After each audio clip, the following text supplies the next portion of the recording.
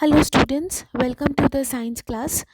Now in last few days we were doing the new chapter, that is the second chapter, that is food and digestion, where we had learned the different components of the food, from where are they obtained, like the sources of these, and also we had learned about the concept of balanced diet. In the last class we had started the journey of food. That means the food we are taking from the mouth, and they are going, or they are being expelled from the body through the anus. So the pathway from mouth to anus is a long journey, where food has to pass through different organs, and different organs are responsible for the entire digestion process, because the entire digestion which takes place in the mouth and ultimately leads in up to the rectum, the in between there are different organs where food reaches different parts. It is being mixed with the different juices, digestion takes place, and ultimately food goes out of the body. So in the last class we had learned the effect of mouth, esophagus and stomach. These organs are responsible for the food. Through these three organs, food passes down, and when it is passing the mouth, esophagus, and stomach, already the digestion is partly completed. Now, food will enter small intestine. We will learn today the different organs like small intestine, large intestine, and rectum. So, let's proceed with the small intestine. Now, the small intestine is the food is partly digested, so in the small intestine. Now more digestive juices are also added here, in order to make the digestion process complete. So here, it is after digestion it becomes in a liquid form and enters into the blood. So why it is partly digested food are entering here? Because the food digestion has been completed, or has been taken place in the mouth, esophagus and stomach, so already the digestion part is over. So now the leftover part, what is left, they are coming in or entering into the small intestine, where food is already half digested. So in the small intestine it is mixed up with some more juices, and ultimately the digestion is totally completed in this organ. So up to small intestine, starting from mouth, then to food pipe or esophagus, then stomach, and then small intestine, food passes and to complete the digestion process.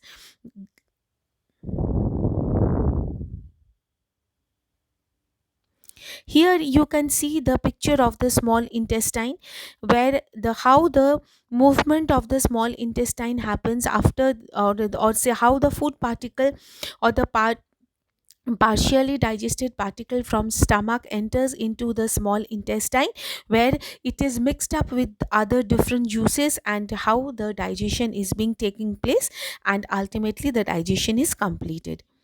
Now the food is entered into the large intestine. The large intestine is basically the undigested food, that is the digestion we know is completed in the small intestine. So the undigested food is now passed on to the large intestine, where most of the water is absorbed from the food, and the undigested part of the food is now enters into the rectum. Now you can ask me the question, why undigested part is necessary?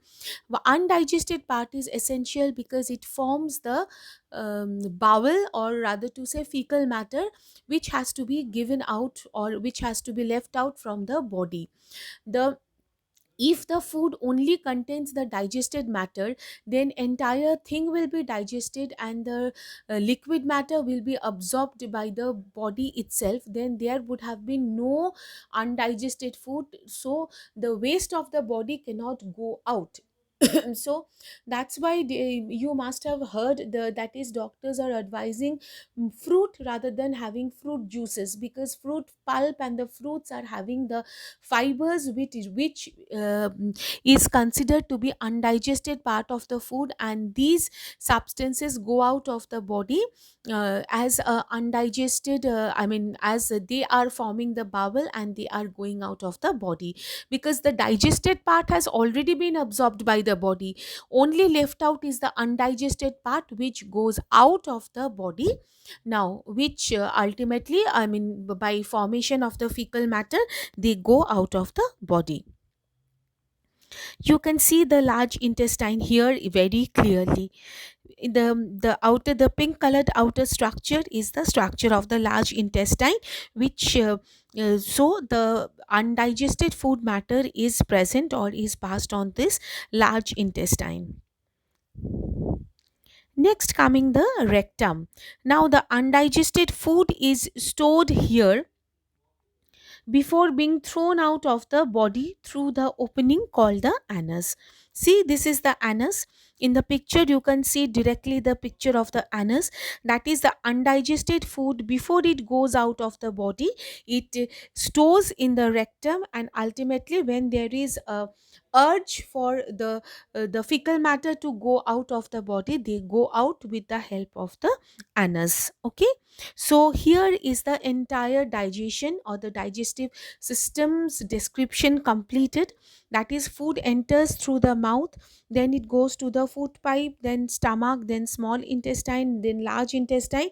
Ultimately, they are ready to go out of the body through anus. They are waiting in the rectum, and then after some time, they, or a definitive interval, they go out of the body. Now, as soon as the sandwich is chewed, it becomes sweet. You have noticed it. That is, as soon as the you eat the sandwich, instantly it becomes sweet. Why? Because the saliva changed the starch present in the bread to sugar. Okay, so like this is separate, but this is just knowledge. That is, it becomes sweet because the starch is being converted to sugar, and that sugar itself is sweetish in taste. Okay, so I think by today's class and yesterday's class, we had learned about how the digestive system of human works, what is the journey of the food, how the food enters into our body, how different organs help in the formation of the digestive part, or how each and every organ helps in the process of digestion, and ultimately how after digestion, the undigested part goes out of the body as a fecal matter. So in the next class, then we will learn about some of the rules for healthy eating. Until then, please all of you stay at home, stay safe, and all of you take care. Thank you.